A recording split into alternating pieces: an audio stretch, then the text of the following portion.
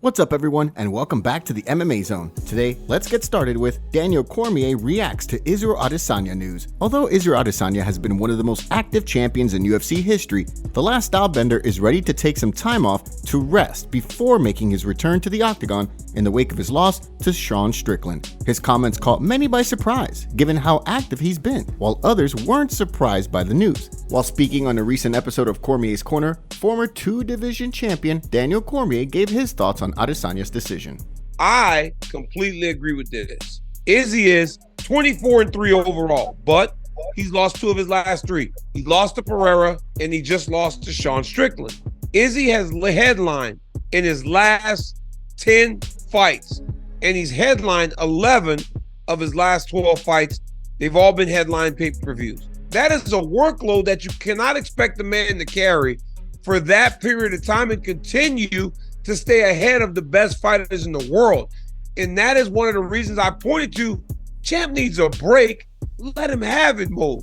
Next up, let's take a look at Ariel Helwani reacts to USADA and UFC split. Last week's news of the UFC parting ways with USADA at the end of the year rocked the MMA community to its very core. Initially, many questioned what this meant for the future of UFC drug testing. However, the promotion has since announced a new partnership with Drug Free Sport International. While speaking on a recent episode of the MMA Hour, Helwani gave his thoughts about the new partnership and the controversy surrounding George Piro, the new head of UFC's drug testing program, training at American Top Team. So this is going to be interesting. And like I said, if anyone's getting paid by the entity, doesn't matter, you can't fully be independent if you're being paid by the entity. You're just not. Now, do they deserve a lot of credit because they're the only promotion that does it? Yes, of course. And that's what they'll tell you, and they deserve that credit. Bellator doesn't have a drug testing system in place. Neither does PFL. Neither does Top Rank or Matchroom or anyone else under the sun. It doesn't exist. As Helwani pointed out, however, this transitionary time seems like the perfect opportunity for fighters to come together to share their voice regarding how testing is handled going forward. With the end of the USADA era right around the corner, it'll be interesting to see how things go in the new year. Now, let's shift gears and take a look at Darren Till on Khamzat Chimaev fight. Former UFC title challenger Darren Till is reportedly trying to make his way to Abu Dhabi to see his friend and training partner Khamzat Chimaev take on former pound-for-pound kingpin Kamaru Usman. With the fight right around the corner, Till has no doubt in his mind that Chimaev, who will be representing the United Arab Emirates, gets his hand raised. While speaking in a recent interview with the Schmo, Till gave his thoughts on the bout. I love Khamzat. God bless him, I said. Usman's got balls, but I think Khamzat's gonna run over him. I do. As much as I'm his friend, I'm his biggest fan. Khamzat, I think he's gonna run over Usman. All respect to him, he's a goat. But yeah, I think Khamzat's gonna ragdoll him. I do. Sorry to say. Since Till parted ways with the UFC earlier this year, he's continued to maintain that he'll be back with the promotion eventually. While speaking with the Schmo, he doubled down on his future return. God bless Dana White, I absolutely love him to death, and I'll be back at the UFC one day, and even though everyone thinks I won't, but I will. From the sounds of things, Till could be on a collision course with fellow UFC vet Mike Perry next. However, so far, nothing has been finalized. Next, let's take a look at UFC fight updates. On the heels of an exciting night of fights this past weekend, let's take a look at today's UFC fight updates before heading into this weekend's UFC 294 card. First up on the calendar, we have a bout between Nasrat Haqparast and Jamie Mullarkey, added to the UFC Shanghai card on December 9th. The fight will see Haqparast look to build on a 2-fight win streak that saw him defeat Landon Quinones in September, while Mullarkey will be looking to build on a UFC 293 victory over John Makdessi. The following month, TUF 28 winner Macy Chiasson will fight Ketlin Vieira on January 13th in the UFC's first Vegas card of 2024. The fight will see Chiasson look to return to the win column after a 2022 loss to Irene Aldana over a year ago. On the flip side, Vieira will be looking to build on a recent victory over Pani Khamzat back in July. Heading into UFC 294 this weekend, there's also been talk of the light heavyweight tilt between Magomed Ankalaev and Johnny Walker having some title implications in the light heavyweight division. Ankalaev will be entering the fight as a number 2 ranked light heavyweight, while Walker will be entering the fight at number 7. However, with the winner of the UFC 295 clash between Yuri Prohaska and Alex Pereira likely to defend the belt before Jamal Hill returns, the stars could align for the winner of the Ankalaev-Walker fight to compete for the belt with an impressive performance. Next, let's take a look at Joe Rogan sends warning to the UFC. While diversity is important in the workplace, Joe Rogan believes that if the UFC were to try and apply diversity standards to their roster, they would be in for some serious trouble. While speaking on a recent episode of the Joe Rogan Experience, the longtime commentator and combat sports advocate explained why the UFC hypothetically trying to meet diversity, equity, and inclusion standards would be a bad move. Imagine if the UFC had to have diversity. Do you know what a problem that would be? Yeah. We had to have a certain amount of trans folks, a certain amount of you had numbers you had to achieve. It wasn't the best fighters. Yeah. It was just who meets certain criteria. There's going to be a bunch of people that get murdered.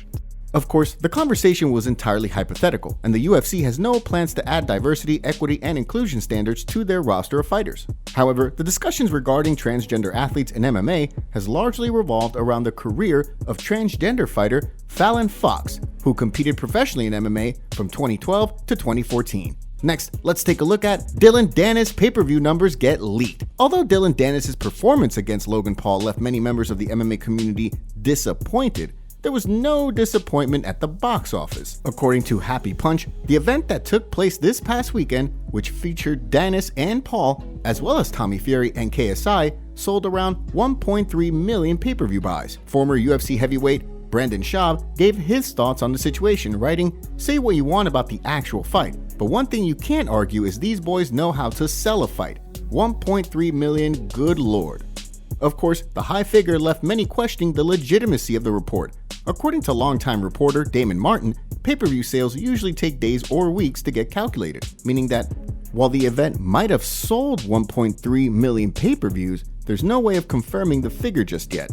In the wake of the fight, Danis has called his shot, indicating that a move to the UFC could be in the works. According to Schaub, however, that may not be entirely realistic. He spoke on a recent episode of The Schaub Show to give his thoughts on Danis' plans.